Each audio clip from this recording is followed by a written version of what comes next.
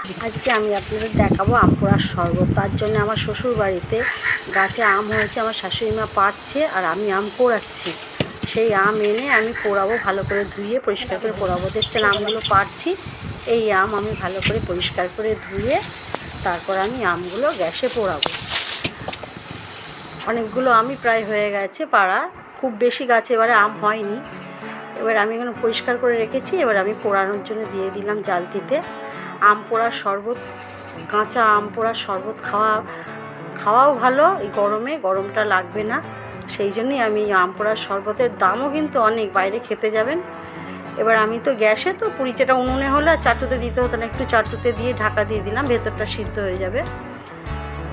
ভালো, এটা খেতেও খুব ভালো লাগে আর শরীরের জন্য খুব ভালো এই গরমে। এবার আমি নামিয়ে এটাকে আমি একটু ঠান্ডা করে নেবো, এবার ছাড়িয়ে এটা কাঁধগুলো বার করে নেবো, আমের যে কাঁধটা আছে ওটা বার করে নেবো ভালো করে।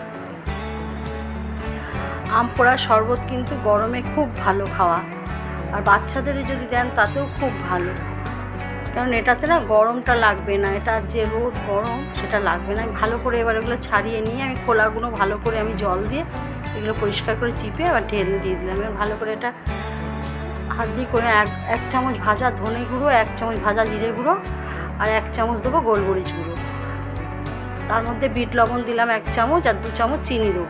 ভালো করে এটা ফাটিয়ে নেবো, ফেটিয়ে নিয়ে খুব ভালো করে ফেটিয়ে নিয়েছি। নিয়ে এবার আমি ঠান্ডা জল দিলাম, কেউ বরফও দিতে পারেন, যদি কেউ বরফ খেতে চান বরফও দিতে পারেন।